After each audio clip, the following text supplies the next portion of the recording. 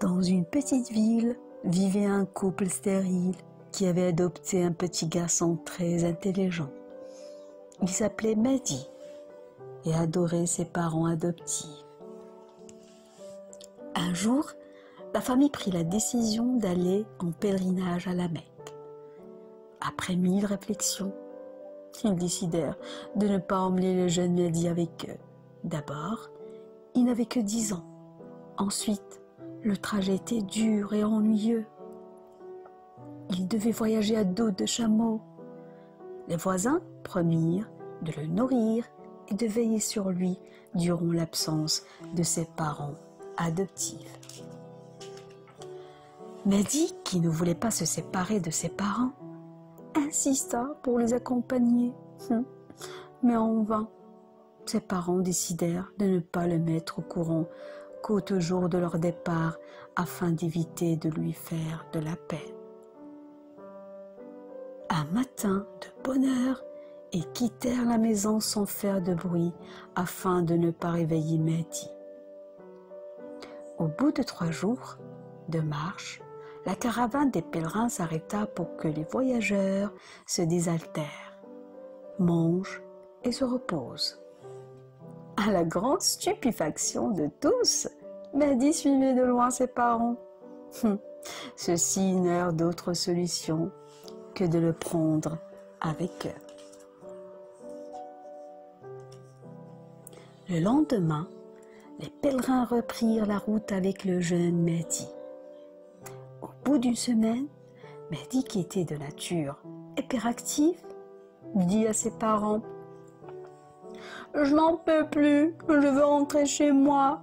Je m'ennuie à mourir à passer des journées entières à dos de chameau. » « Mais Mehdi, nous ne pouvons pas faire demi-tour pour te ramener à la maison, » lui dirent ses parents.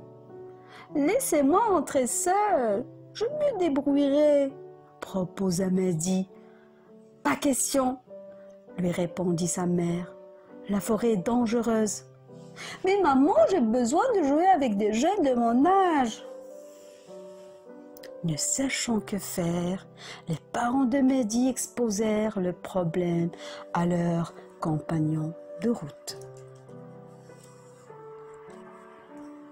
Après 1000 réflexions, les hommes décidèrent de lui fabriquer un abri solide qui le protégerait de la méchante ogresse qui vivait dans la forêt. Ils réussirent ensemble à lui construire une cage en fer forgé où il attendrait le passage d'une caravane de commerce qui irait dans le sens inverse. Les gens pourraient alors le ramener chez lui en toute sécurité. Tout le monde se mit à la besogne.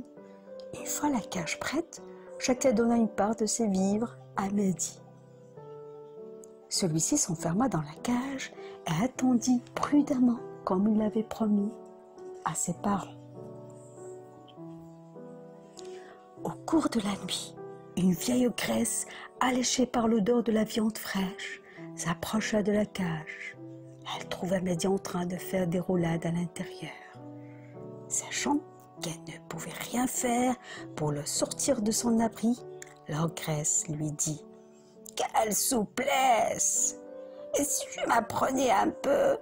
demanda l'ogresse à Mehdi. « Avec plaisir, » lui répondit Mehdi.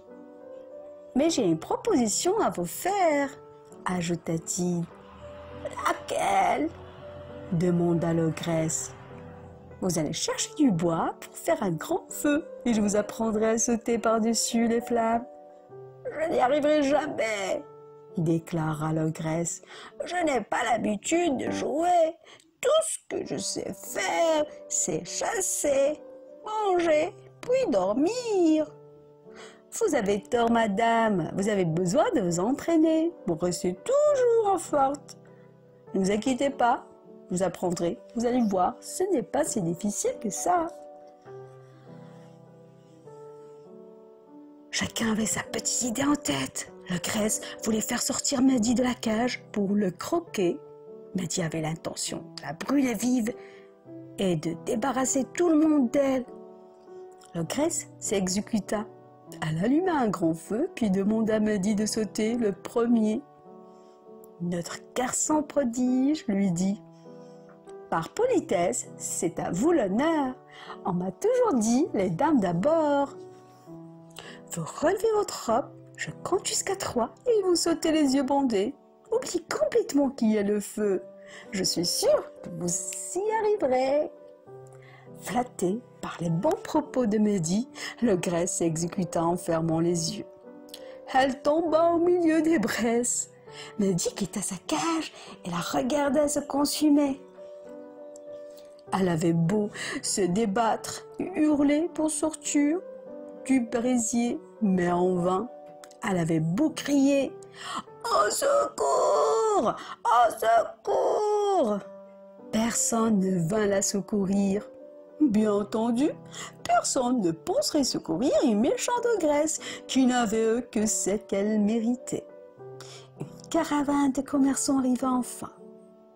Des hommes descendirent de leurs chameaux pour féliciter Mehdi et lui expliquèrent qu'il avait débarrassé les habitants de la forêt d'un ennemi fort redoutable. Ils le récompensèrent, puis le ramenèrent chez lui chargé de présents. Il attendit le retour de ses parents. Mehdi était impatient de leur raconter son exploit.